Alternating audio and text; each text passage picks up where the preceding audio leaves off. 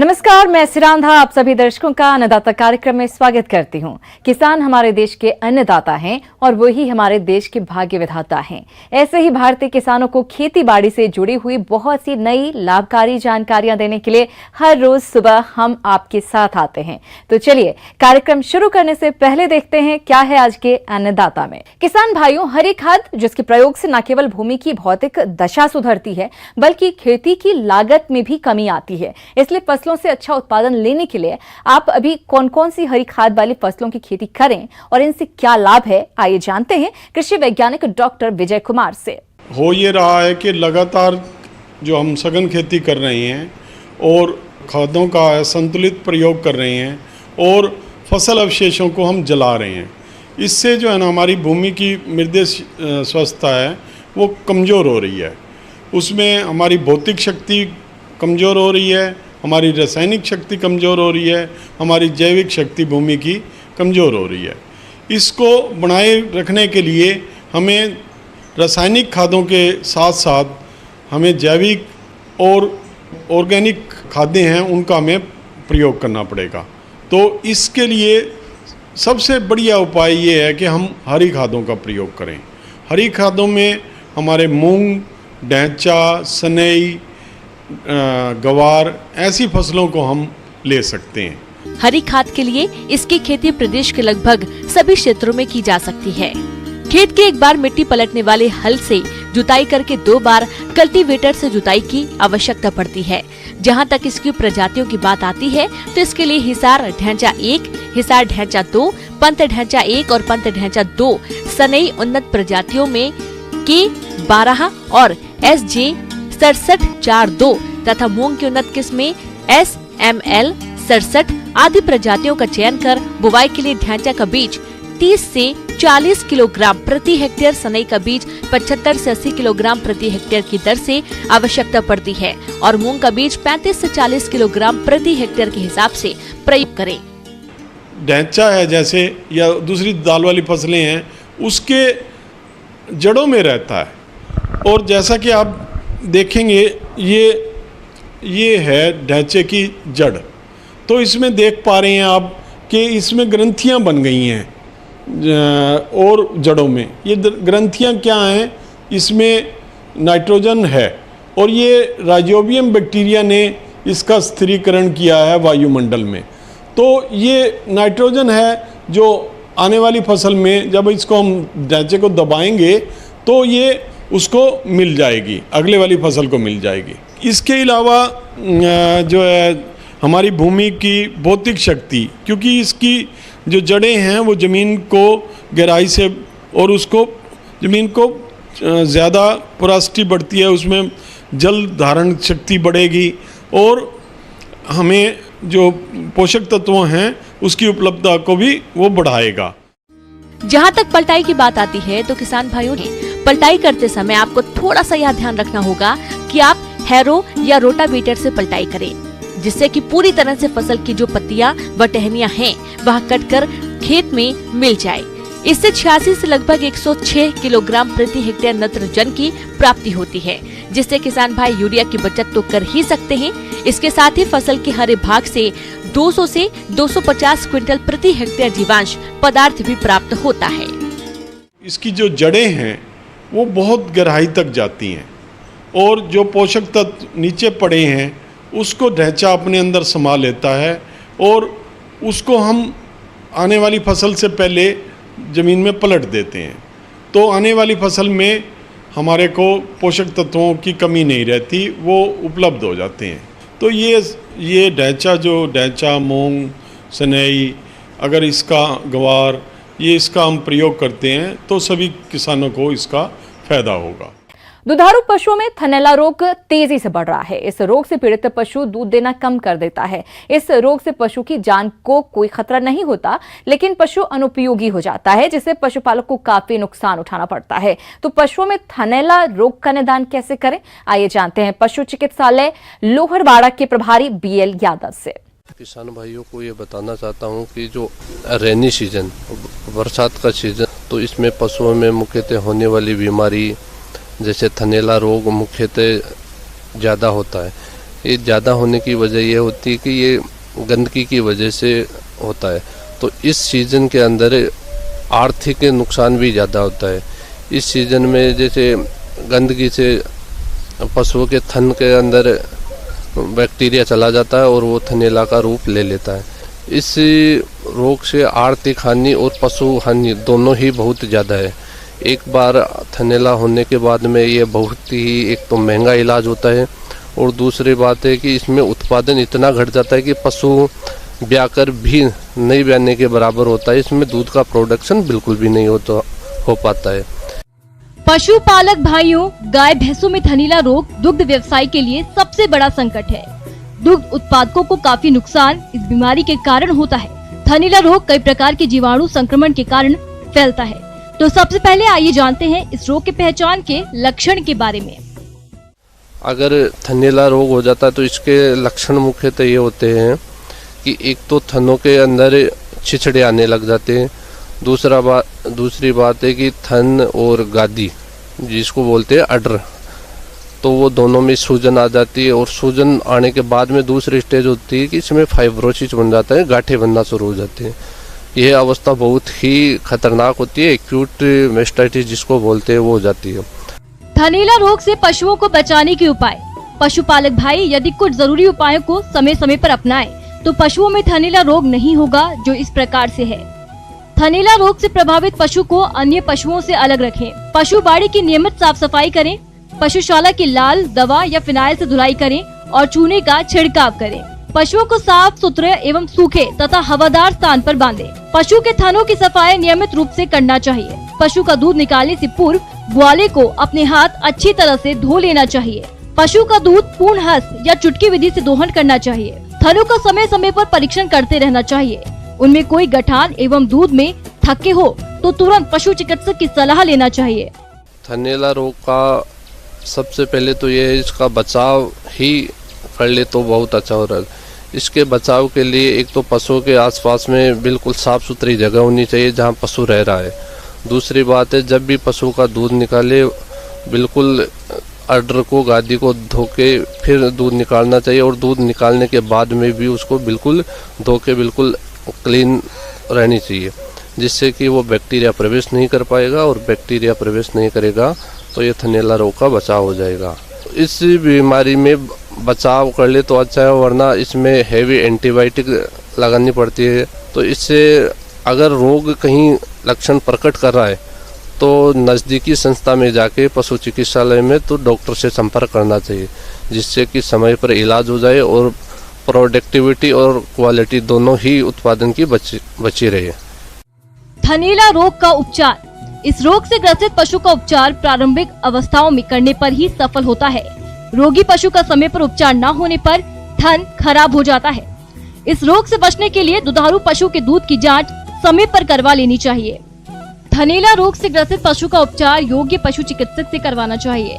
इसके लिए पशु का थन अच्छी तरह से धोकर साफ कपड़े से पोंछकर छोड़ दें। कुछ समय बाद पशु चिकित्सक के द्वारा पशु के थनों में जीवाणु नाशक औषधियाँ चढ़वाते हैं तथा मांसपेशियों में इंजेक्शन द्वारा दवा दी जाती है। पशु के थनों में ट्यूब चढ़ाकर उपचार किया जाता है।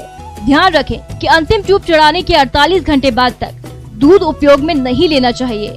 जब पशु का थन पूर्ण रूप से ठीक हो जाए तभी उसका दूध प्रयोग में लेना चाहिए। प्रदेश के जिन किसान भाइयों ने तोरई की फसल लगाई है उनकी फसल इस समय फलत की अवस्था पर है और इस अवस्था पर फसल में कुछ कार्यों को करना जरूरी होता है ताकि फसल से आपको आगे चलकर भरपूर उत्पादन की प्राप्ति हो सके। तो आप इस समय फसल में कौन कौन से कार्यों को करें, इस बारे में ज्यादा जानकारी दे रहे हैं कि विषय विशेषज्ञ प्रवीण बर्डे। आज गिल की खेती में की जाने वाली कार्यमाला के बारे में चर्चा करना चाहूँगा किसान भाइयों। इसमें आपको कुछ बातों का ध्यान रखना होता है, जैसे कि सिंचाई आप 5 से 6 दिन के अंतराल पे देते रहे। सबसे बेस्ट तो ये होगा कि आप ड्रिप सिंचाई का प्रयोग करें। इसमें उत्पादन भी अच्छा मिलेगा तथा पानी की बचत होगी और आप इसमें फर्टिगेशन भी आसानी से कर सकते हैं। किसान भाइयों, सिंचाई के बाद में बात आती है कि आप खरपतवार नियंत्रण भी एक बहुत ही सामान्य प्रक्रिया है तथा इसे करना बहुत आवश्यक होता है। इससे क्या होता है कि जो अनवांटेड पौधे होते हैं जो आपकी फसल को नुकसान पहुंचाते हैं, इसको यदि निदाई गुड़ाई या खुरपी की सहायता से यदि निकाल दिया जाए तो उत्पादन पर प्रतिकूल प्रभाव नहीं पड़ता है। किसान भाइयों, आप इसे 2 से 3 बार में थाले के आसपास में गुड़ाई कर सकते हैं तथा इस पे अवांछनीय पौधों को निकाल दें। किसान भाइयों, तोरई की फसल से अधिक उत्पादन प्राप्त करने के लिए आप फसल में घुलनशील उर्वरक NPK 19:19:19 का घोल बनाकर छिड़काव करें, जिससे तोरई के गुणवत्ता युक्त अधिक फल प्राप्त होंगे। इसके अलावा फसल को नुकसान पहुंचाने वाले कीट और रोगों का नियंत्रण कैसे करें, आइए जानते हैं। इसके बाद में फिर महत्वपूर्ण पहलू आता है कीट एवं रोग। किसान भाई, इसमें प्रमुख कीटों में आते हैं जैसे फल मक्खी जब फूल की अवस्था में फूलों के ऊपर बैठती है तथा ये अंडे देती है। इसके बाद में मैगट फलों के अंदर पहुंच जाता है और इसे सड़ाने लगता है। किसान भाइयों, इसके नियंत्रण के लिए आप मेलाथियान या साइपरमेथ्रिन दवा का छिड़काव 2 ml प्रति लीटर पानी के हिसाब से कर सकते हैं। और इसके बाद में यदि आप देखते हैं कि फल मक्खी के अलावा आप लाल भ्रग, जिसे कि कद्दू का लाल की बीटल भी कह सकते हैं, यह काफ़ी हानि पहुंचाता है। इसके कारण पत्तियों पर छेद बन जाते हैं तथा पत्तियां छिद्री हो जाती है। ये इसमें सिर्फ ये कीड़ा इतना हानि पहुंचाता है कि पत्तियों की जो नसें होती है वही दिखाई देती है तथा काफ़ी भाग क्लोरोफिल वगैरह खा चुका होता है। किसान भाइयों, इसके नियंत्रण के लिए आप क्लोरोपाइरिफास दवा का छिड़काव 2 ml प्रति लीटर पानी के हिसाब से यदि करते हैं तो इसका नियंत्रण हो जाता है। तुरई की फसल को पीला मोजेक विषाणु रोग द्वारा अधिक नुकसान होता है। इस रोग के कारण पौधे की नई पत्तियां छोटी रह जाती हैं, उन पर पीले धब्बे दिखाई देते हैं, पत्तियां सिकुड़ जाती हैं और फल विकृत हो जाते हैं। रोग का प्रकोप अधिक होने पर फल बिल्कुल नहीं बनते। इस रोग को सफेद मक्खी कीट द्वारा रोगी पौधे से स्वस्थ पौधों में फैलाया जाता है। इसके नियंत्रण के लिए सबसे पहले रोग ग्रसित पौधों को उखाड़कर नष्ट करें तथा सफेद मक्खी के नियंत्रण के लिए इमिडाक्लोप्रिड दवा की 1 मिलीलीटर मात्रा का 3 लीटर पानी के हिसाब से घोल बनाकर छिड़काव करें। इसके अलावा तोरई की फसल को नुकसान पहुंचाने वाले भभूतिया रोग का नियंत्रण कैसे करें, आइए जानते हैं। इसके बाद में पाउडरी मिल्ड्यू रोग है, जिसे चूर्णी लासिता भी बोलते हैं। इसके कारण पत्तियों पर सफेद रंग के पाउडर जैसा चूर्ण बन जाता है, जिससे कि पत्तियां बाद में पीली पड़ के गिरने लगती है तथा उपज पर प्रतिकूल प्रभाव पड़ता है। किसान भाई, इसके लिए आप जिसे लिक्विड सल्फर बोलते हैं, इसका 2 से 2.5 ml प्रति लीटर के हिसाब से पानी में यदि छिड़काव करते तो इसका प्रभावी नियंत्रण हो जाता है। इसके बाद में आता है एंथ्रेक्नोज के कारण फल सड़ने लगते हैं तथा काफ़ी नुकसान पहुंचाता है। इस बीमारी के कारण पहले छोटे छोटे धब्बे बनते हैं पत्तियों पे तथा फलों पे, बाद में ये सड़न पैदा कर देते हैं। किसान भाई, इसके लिए कार्बन डाइजिन प्लस मैनकोजेब या मैनकोजेब अकेला ये लेके आप 1.5 से 2 ग्राम प्रति लीटर पानी के हिसाब से इसके छिड़काव करें तथा इसमें यह ध्यान रखें कि आप 7 दिन के बाद में दूसरा छिड़काव फिर करें। इस प्रकार से 3 से 4 यदि छिड़काव आप करते हैं तो इस बीमारी से निजात पा सकते हैं। किसान भाई, इन्हीं सब बातों का ध्यान रखते हुए यदि गिल की खेती की जाती है तो आप अपने खेत से अच्छा बम्पर पैदावार के साथ में अच्छा मुनाफा।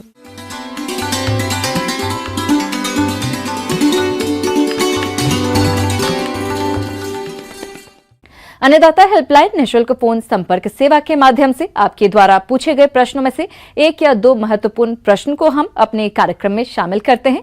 इसी के तहत आज का चयनित प्रश्न और उसका जवाब इस प्रकार है।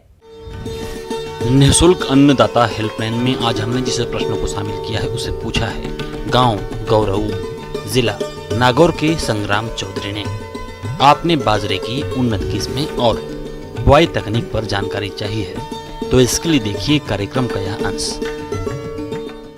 किसान भाइयों, जैसा अपने जानते हैं कि अभी खरीफ सीजन में बाजरा मुख्य फसल है, तो इस फसल की अपने बुआई कैसे करें, कितनी बीज की मात्रा डालें, इसके ऊपर आज अपने चर्चा करेंगे। तो इसके लिए 3 से 4 हेरो या कल्टीवेटर द्वारा जुताई करके जब मिट्टी भुरभुरी हो जाए तब तक जुताई करके अपने को खेत की तैयारी करनी चाहिए। साथ ही साथ इस सीज़न में बुआई करने के लिए अपने को अगर रबी सीज़न के अंदर आपने गोबर का खाद नहीं डाला है तो वो बुआई के 20 से 25 दिन पहले डाल देना चाहिए, ताकि वो सड़ गल के तैयार हो जाए और जैसे ही अपनी फसल की बुआई होगी तो उसको समय पे उसमें से पोषक तत्व मिलना प्रारंभ हो जाए।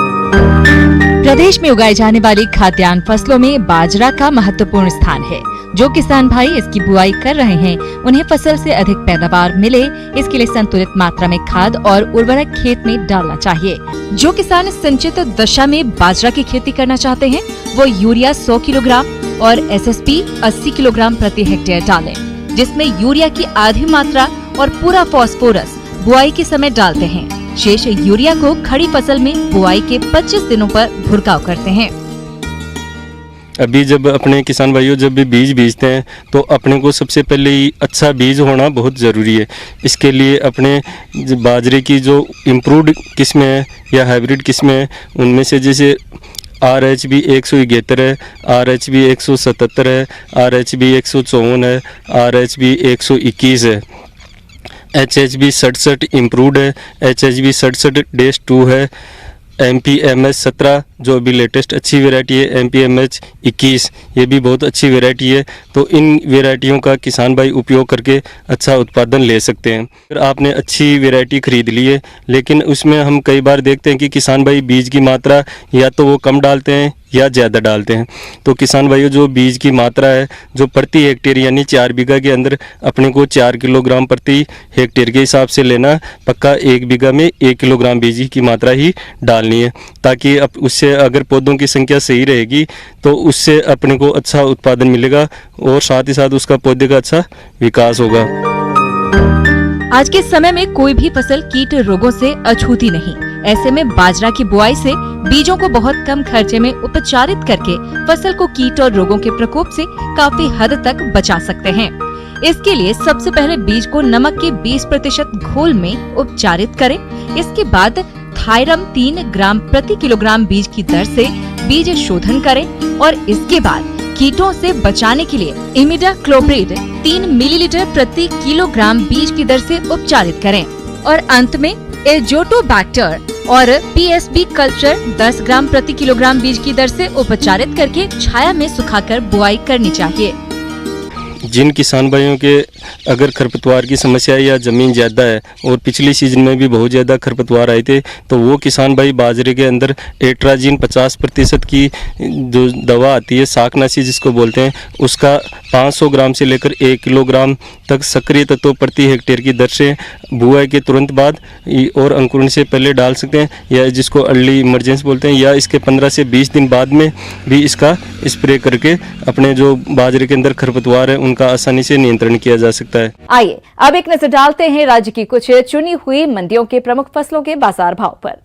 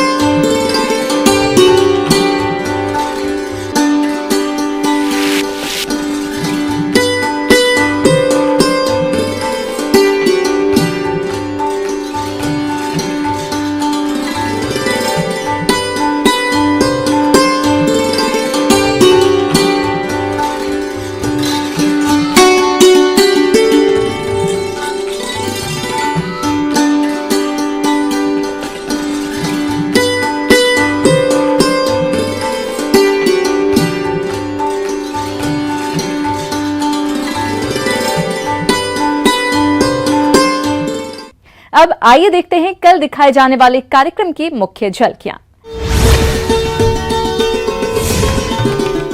किसान कैसे ले बैंगन की फसल से अधिक उत्पादन।